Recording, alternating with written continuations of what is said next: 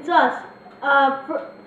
First, we want to say that my brother and his son couldn't be here. Well, cause he didn't feel like doing it today. So anyway, let's get down to the news. Elimination Chamber first. Yeah, this past week we had the Elimination Chamber, and that one was a great show. It started off with Alberto Del Rio and Kofi Kingston. Alberto Del Rio wound up winning that match. I thought it was alright. It wasn't great. I mean, I have high hopes for Kofi Kingston, but I don't know. It's like every match he's in, it's not that great. And I know Alberto Del Rio is capable of more. So I think in this one, Alberto Del Rio should have been matched up with better talent. What did you think of that match? It was alright, right? Well, I didn't really like it because this thing has been going on. It's been going on with Mysterio. It's going on with Archer. Now Kofi Kingston. That's 3 guys in a row. How many? There's got to be someone that can teach that guy a lesson. Yeah.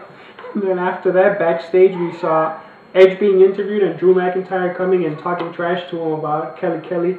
I don't know. I think the Drew McIntyre Kelly angle is just kind of boring because it's like he's like a puppy dog who's after her and she doesn't give him the time of day. What did you think of that? Well, I thought Drew McIntyre, this guy, ever since he came back to SmackDown, he's been annoying. When I first saw him fight Trent Beretta, I thought, he's not that guy.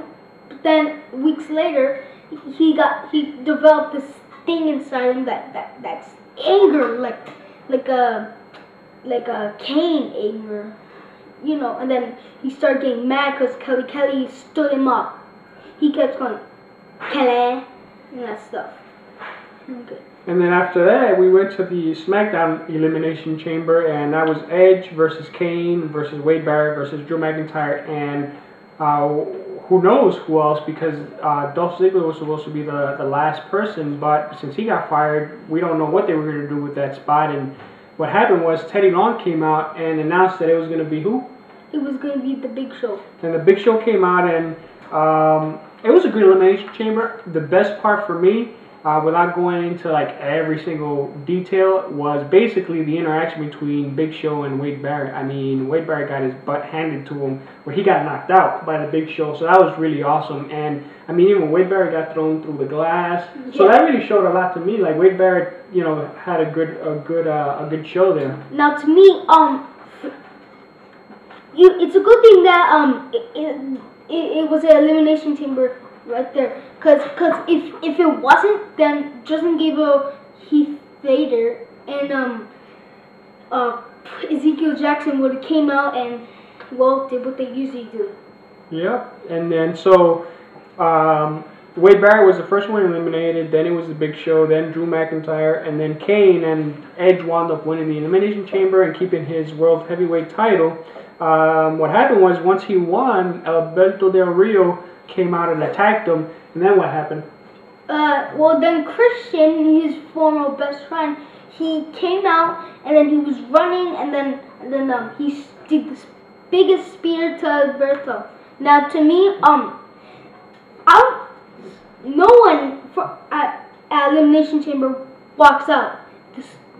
The World Heavyweight Champion, the Intercontinental Champion, the WWE Champion, or anything. But Edge has set a record right there. Yeah. I'm surprised you remember that. That's true. And then Booker T came out and announced that for the new series of Tough Enough, they were going to have an extra new trainer, and it turned out to be Trish Stratus, who used to be a WWE diva. She was and she came out and she looked great, and she tried some like rock comment, and you know, when she said she had some catchphrase, I was curious, and then it kind of went downhill when she mentioned, you know, start imitating The Rock. Yeah, so, she sounds terrible when she does that. It was terrible. Then after that, it was the WWE Tag Team Championship, which was Santino Marella and our friend Coleslaw, right? That's what we call Vladimir Kozlov. We call him Coleslaw, versus Heath Slater and Justin Gabriel. And this match was okay. I hate cause coleslaw or any match that he's in because he's just horrible, and it's not his fault. He's just a big guy, and all he does is he pushes the other guy, and he kicks him, and that's it. Dad, the only reason he does that is because he wants to use every part of his body as a weapon. Okay. Now, Dad, I want you to do the impression of your impression of Heath Slater. Oh. Do it. Our friends want to see that. Yeah, because remember when they became the core that they let them talk, and he said, "Hi, my name is Heath Slater." That was just dumb. And so Heath Slater and Justin Gabriel wound up winning the match, which, I mean, they're better tag team than Coleslaw and Santino, so I'm alright with that. And that's actually who Santino and Coleslaw beat for the title, so they got them back.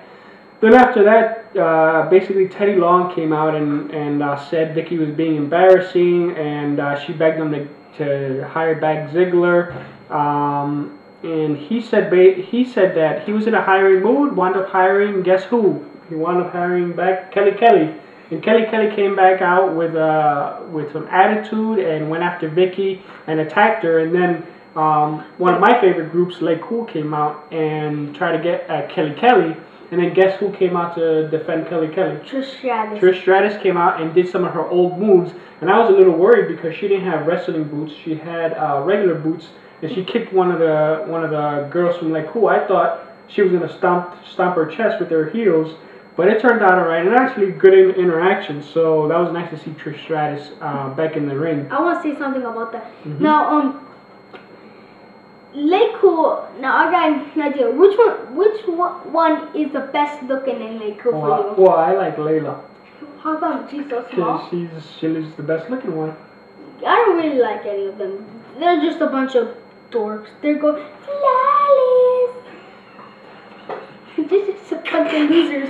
Yeah. So but I like Layla and and one of the things that we'll talk about this later because it happens in one of the shows coming up. Okay. But there seems to be some kind of issues between them. But anyways, so after that we had the WWE Championship match between The Miz and Jerry the King Lawler, and this was a pretty good match. I mean, it wasn't great, and Jerry Lawler's obviously, Hall of Famer and old time wrestler. So I thought it would be better because obviously The Miz is getting better and better, and wrestling with someone of Jerry the King Lawler's caliber would make him better. So it was alright. It wasn't anything spectacular. The Miz wound up winning the match, and afterwards Michael Cole, like the little girl that he is, comes out and gets all. He's more excited that The Miz won than The Miz was.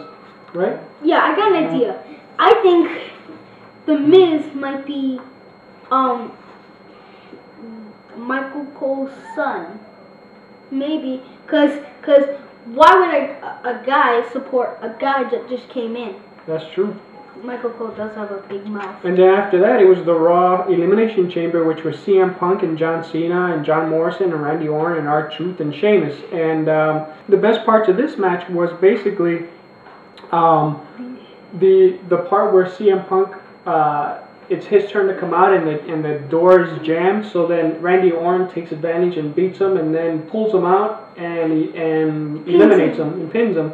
But then explain what happened. Well, the general manager, probably Vince, he had sent an email. Yeah, he sent an email and then he said that. Cause of door jam that CM Punk did not get a fair. No. What I think. So anyway, he let him back in. So what I think about that is that that's just bogus. I mean, CM Punk doesn't even deserve to be in that match. Yeah, so then he let him back in, and CM Punk was able to get back into the Elimination Chamber. After that, R-Truth got eliminated, Randy Orton got eliminated, and then for me, the highlight of the match was John Morrison. I mean, the guy is Spider-Man. Morrison. The Amazing Morrison is what we call him. The guy's just unbelievable. Like, he doesn't care. He's crazy. And the best part of the match was he got on the top of the Elimination Chamber, and I mean the top from the inside. He was hanging like Spider-Man with. But it wasn't the middle, of course. It was just like a few feet away from one of those the elimination holders. Yep, and then he threw himself on Sheamus. They eliminated Sheamus, and then John Morrison was eliminated, and then the winner was John Cena.